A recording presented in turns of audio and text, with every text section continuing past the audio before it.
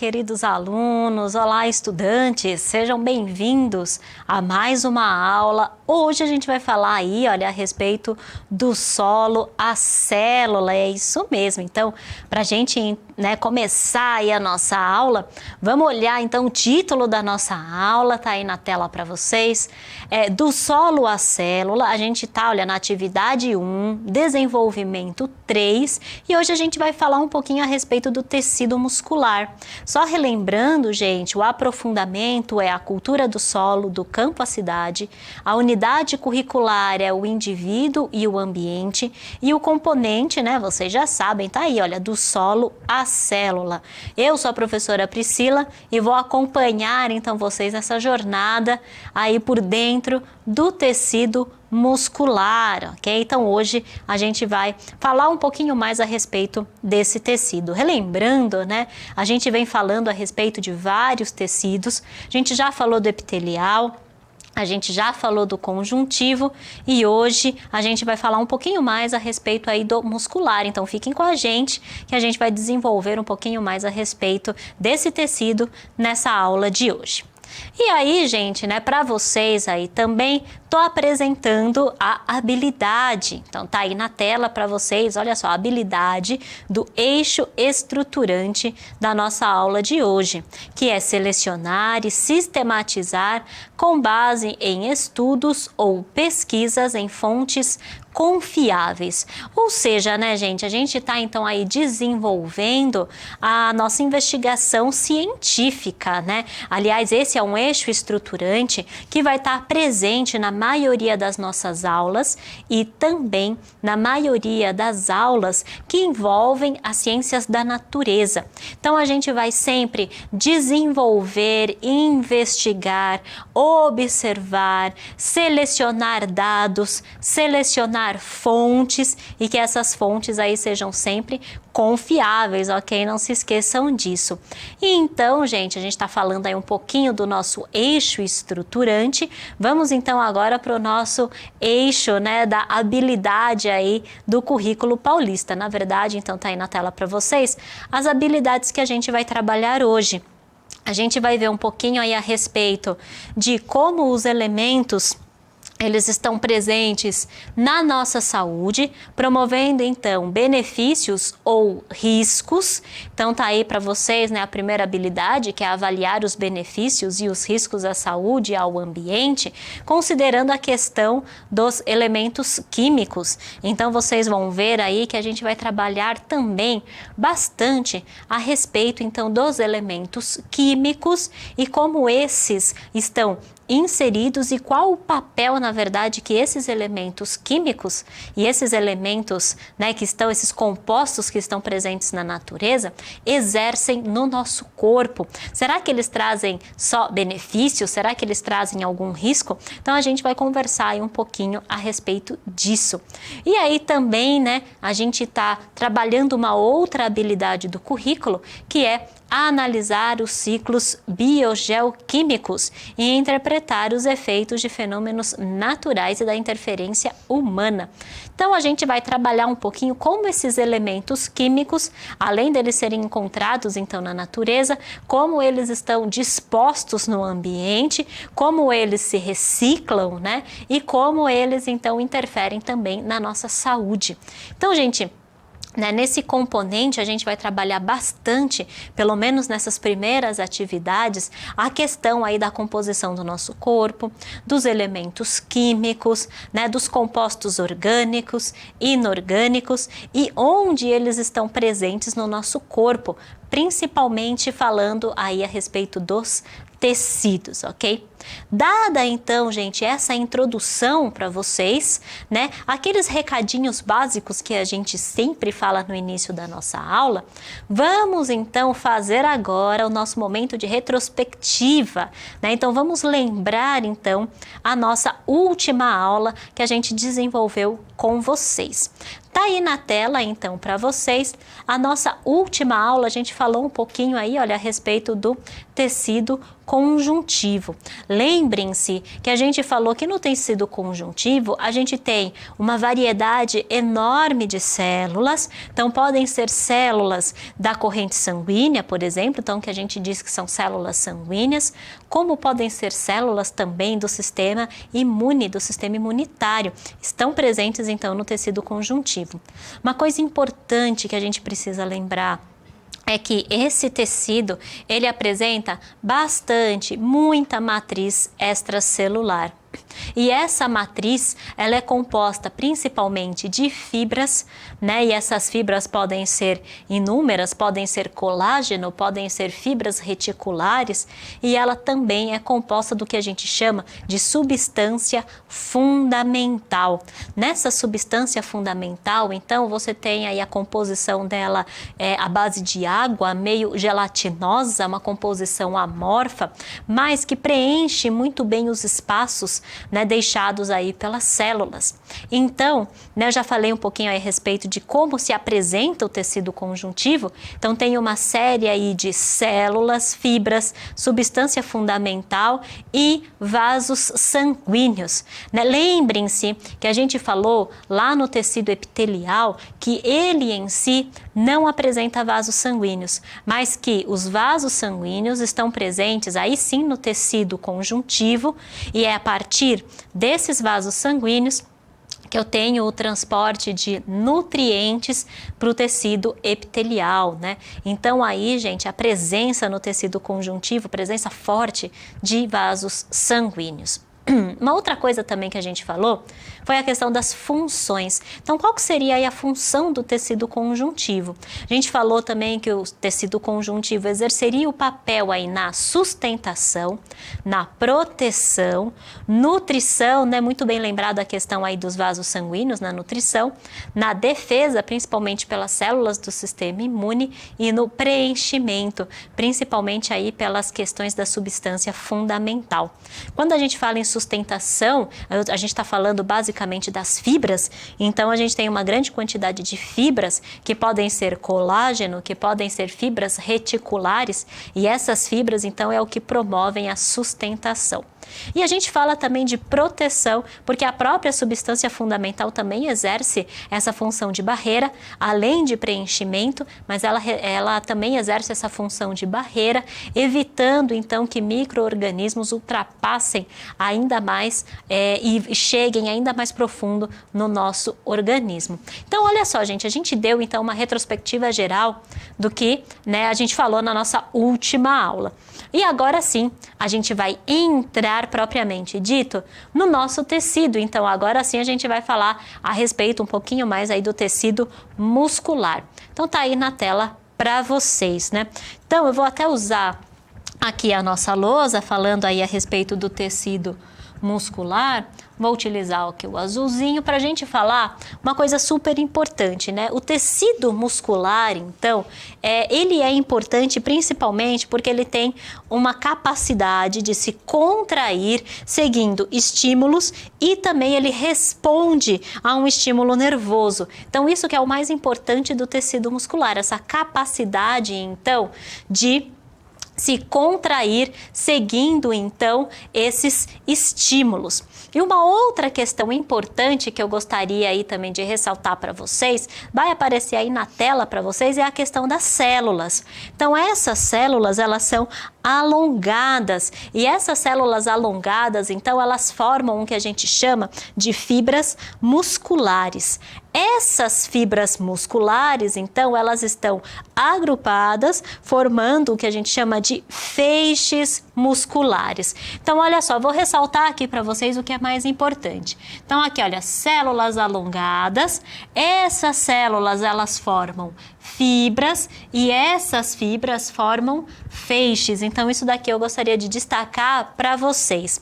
Inclusive, aí na figura, né, a gente está mostrando aí na figura justamente essa questão das células mais alongadas, da formação das fibras e dos feixes. Então, aqui, olha só, eu tenho uma grande quantidade de células que eu posso destacar, e aqui eu tenho uma grande quantidade, olha só, de fibras e feixes. Então, aqui, olha, nesse quadrado azul que eu coloquei aí para vocês na figura, eu estou destacando principalmente aqui, olha, a questão das fibras e estou destacando aqui também, olha, a questão dos feixes, né? Então, estou destacando esses dois pontos para vocês. E aí, gente, né, esse tecido, ele tem, então, uma característica importante, né, uma função importante, que é justamente a questão da movimentação do corpo, transporte de substâncias, e uma coisa super importante desse tecido é a questão da estabilização das posições do corpo. A gente vai ver aí, por exemplo, né, o nosso tecido esquelético, então, o tecido esquelético é justamente isso, para estabilizar a nossa posição. Além disso, a gente tem a questão também de regulação do volume de vários órgãos e muita gente não acredita, mas a produção de calor. Então, quando a gente está quando esse tecido ele está, na verdade, exercendo a sua função, quando ele está contraindo e relaxando, ele produz calor e isso é benéfico também para o nosso organismo. Então aí a gente apresentou algumas das características principais do tecido muscular. E aí, gente, né, a gente não tem um único tipo de tecido muscular, vai aparecer aí na tela para vocês. A gente vai ter, na verdade, 3 tipos básicos de tecido muscular. Então, a gente tem aí, olha, o estriado esquelético, a gente vai ter o estriado cardíaco e a gente vai ter o tecido muscular liso. Eles vão apresentar aí algumas diferenças entre si. No caso do estriado esquelético, se a gente prestar atenção aqui, olha, na figurinha, a gente vai ver justamente a questão disso, olha, que são feixes que apresentam células longas. E essas células, na maioria das suas vezes, aí elas são cilíndricas. Olhem também que eu tenho dentro desse feixe, né, dessas longas células, eu tenho uma grande quantidade de núcleos. Então, eu vou circular aqui para vocês, ó, os núcleos dessas minhas células. Então, eu posso ter células que podem ser multinucleadas ou células que não são multinucleadas, mas a maioria delas sim apresenta aí células multinucleadas. Se vocês verificarem a posição também desses núcleos, eles vão estar aí, olha, mais na periferia da fibra. E esse tecido, ele vai estar sempre envolvido aí também por tecido conjuntivo, que vai manter então essas fibras unidas e permitir então que quando eu tenho uma força de contração gerada por essa fibra, que ela então se espalhe e atue no músculo inteiro. Então, olha só que bacana, né? Aí o tecido muscular estriado esquelético. A gente vai ver, né, muito desse tecido, principalmente nos nossos músculos mesmo, né? Então, por exemplo, na perna, nos braços. Então, a gente vai ver bastante a respeito desse tecido muscular, que é o estriado esquelético.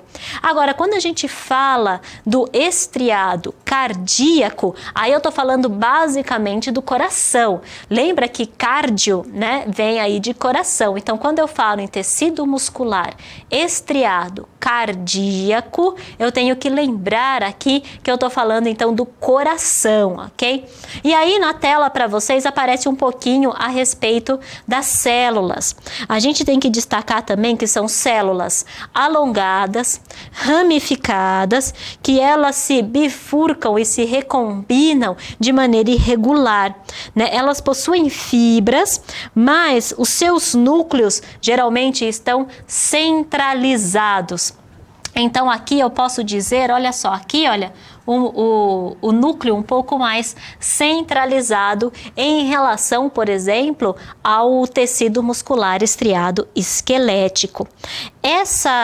Esse tecido, né, o estriado cardíaco, ele já vai ter uma contração mais rápida, forte, contínua e involuntária. Então, a gente não consegue comandar, por exemplo, os batimentos do coração. Então, por isso que a gente fala que ele é involuntário. Ao contrário, por exemplo, do estriado esquelético, que a gente fala que é voluntário. Por quê? Porque eu consigo, por exemplo, fazer os movimentos, né? Assim, por exemplo, olha, de estender, né? De esticar o braço, de dobrar o braço. E quem comanda tudo isso é o meu pensamento, né? Então é o meu sistema nervoso central está comandando tudo isso. Então eu faço na maneira que eu quero, da forma que eu quero, na intensidade que eu quero e que eu desejo. Só que nos nossos batimentos cardíacos eu não tenho esse controle. Então eu não posso simplesmente bater o coração na hora que eu quero. Ele vai bater o coração involuntariamente a todo o momento.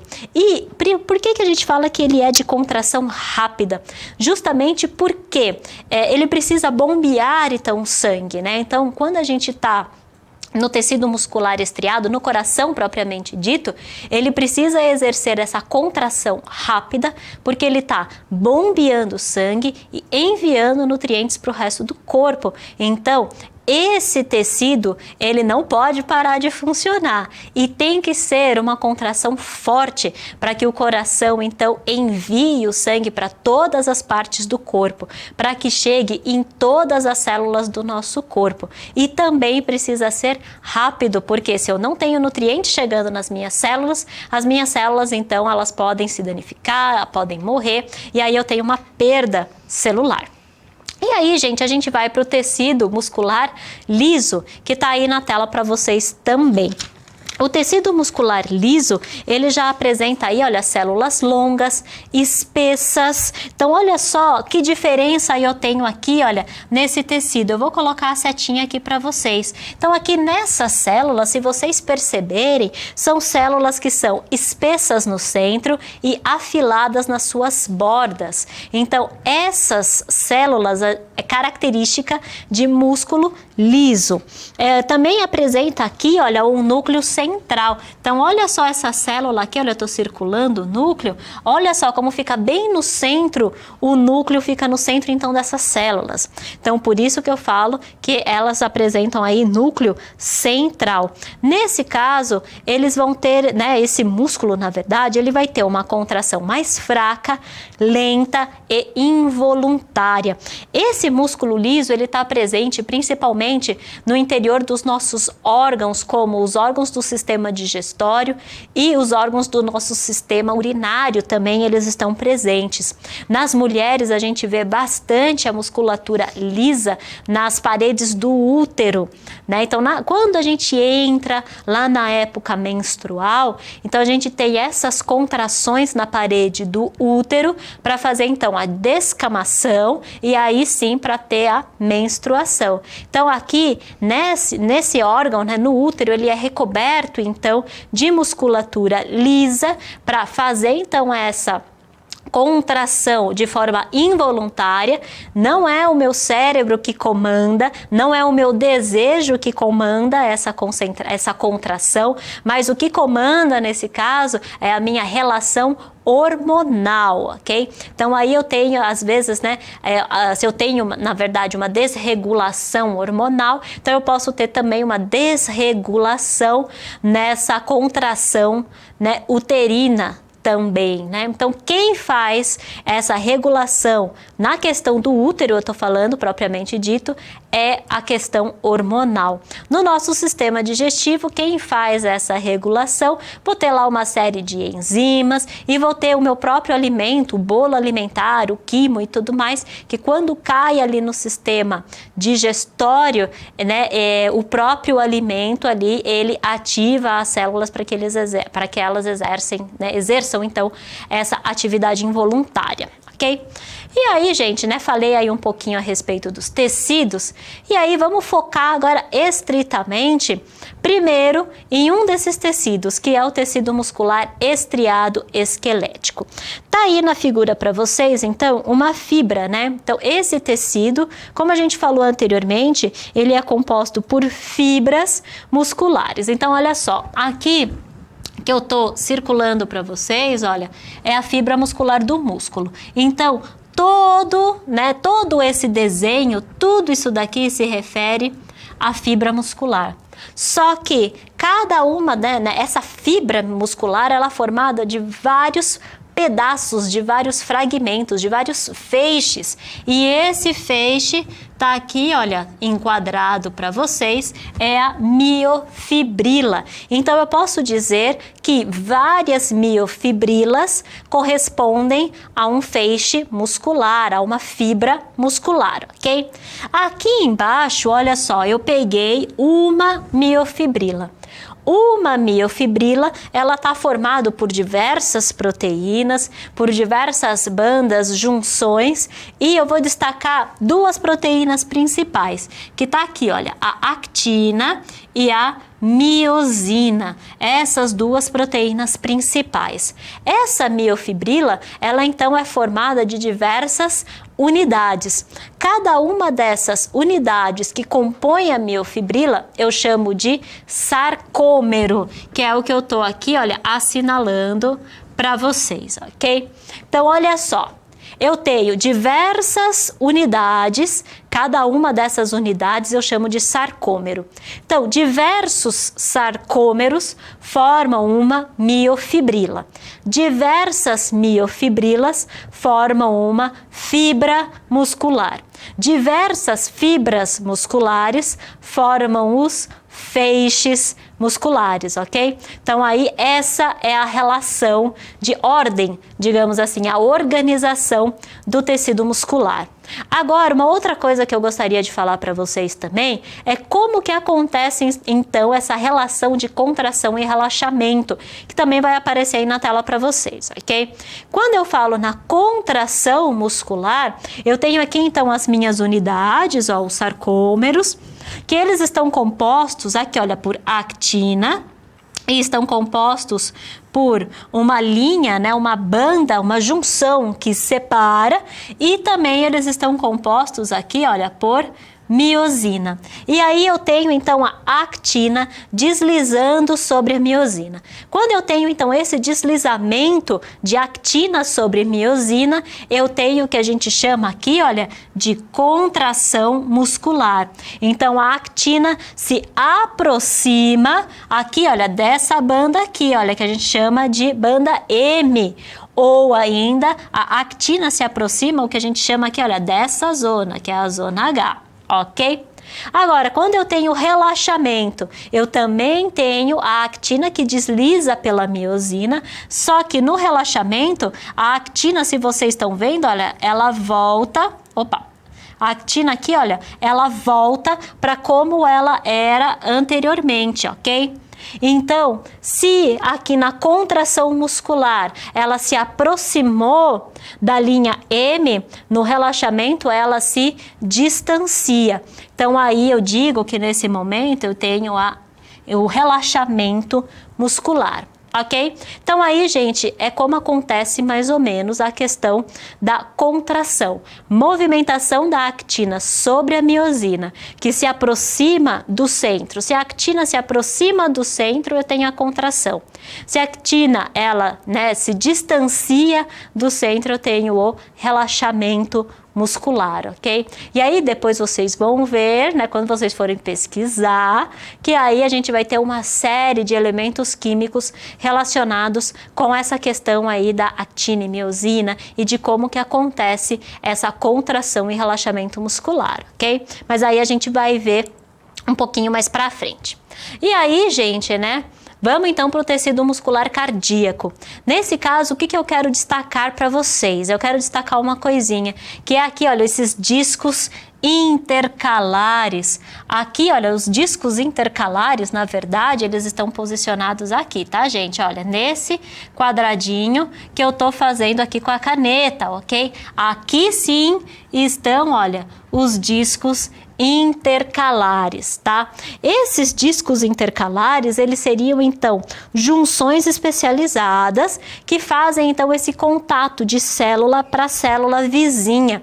Esses discos intercalares, eles funcionam então como uma rede de comunicação de uma célula para outra. Eles funcionam aí, olha, como barreira também, de nutrientes ou até mesmo de micro-organismos que possam passar aí de uma célula para outra. Então, os discos intercalares, eles vão funcionar como uma forma de comunicação entre as células do meu tecido muscular. Uma outra coisa importante que eu estou destacando para vocês tá aqui no quadrado branco, que são as fibras musculares. Então eu tenho ali, olha, uma série de feixes e fibras musculares que fazem parte então do meu tecido muscular cardíaco. E também, gente, aqui eu tenho o que a gente chama de células marca-passo.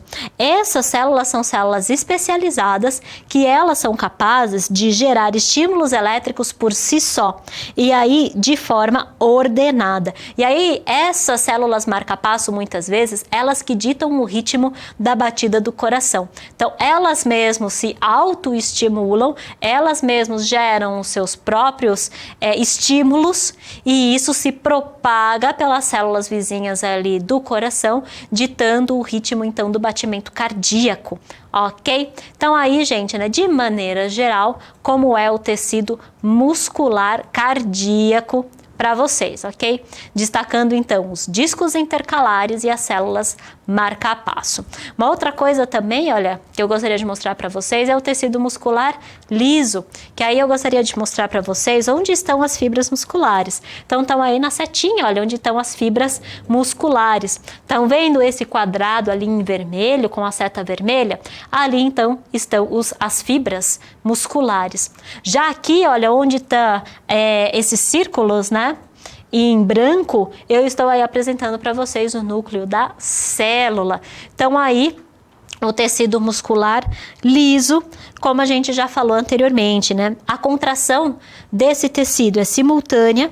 A gente tem então algumas ou muitas células que elas exercem a contração e isso se espalha pelo músculo inteiro, exercendo então uma contração única aí do músculo inteiro, ok?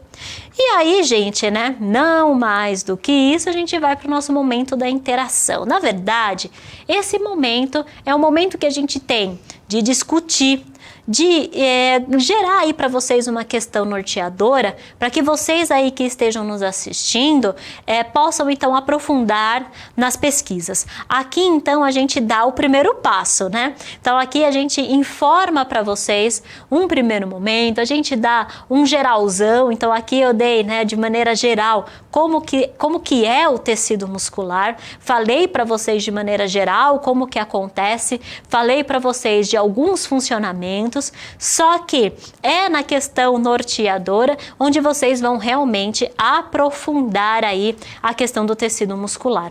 E aí eu lanço para vocês a questão norteadora a seguir, que está aí na tela. Quais elementos químicos, compostos orgânicos e inorgânicos fazem parte do tecido muscular estriado esquelético, cardíaco e liso? Então, olha só, bastante coisa aí para vocês pesquisarem. Pesquisem a respeito disso, quais elementos. Eu posso dizer para vocês que eu vou ter bastante o envolvimento do sódio, eu vou ter bastante aí o envolvimento do cálcio. Então eu posso dizer isso para vocês, ok? Que eu vou ter, já dei aí algumas dicas para vocês aí se aprofundarem. Vou ter também bastante o envolvimento do potássio. Então são aí alguns elementos químicos que eu fiz aí, né? Que eu lancei aí para vocês se aprofundarem, ok? Mas vejam outros elementos e outros compostos para vocês responderem essa questão. Coloquem a resposta aí no seu caderno, discuta com o seu professor, discuta com os seus colegas e aí para vocês verem, né, se falta algum composto, será que eu coloquei composto a mais ou elemento químico a mais? E aí gera então essa grande discussão aí para vocês, ok? Gente, uma outra coisinha também para vocês estudantes que estão me acompanhando, né, mas que não necessariamente vocês estão lá na escola, ou ainda que esse aprofundamento não é o aprofundamento da sua escola. Então tá aí algumas orientações para você, estudante que está me acompanhando. Identifique a aula com data e título aí no seu caderno, faça as anotações na nossa aula, retire as suas dúvidas com o professor. Se for um aprofundamento ao vivo, você pode retirar as dúvidas via chat, ou ainda você pode entrar ao vivo com a gente e conversar com a gente. Uma outra coisa importante, gente, resolvam as atividades e também respondam aí as questões norteadoras que aparecem para vocês no final aí das nossas aulas, ok? Esse é o nosso combinado, esse é o nosso trato. Gente, olha só, foi um prazer estar com vocês. Eu vou ficando por aqui. Avaliem a nossa aula, né? Veja aí se a nossa aula foi importante para vocês. Conta pra gente o que você achou. E aí, gente, aguardo vocês numa próxima oportunidade. Até mais, pessoal!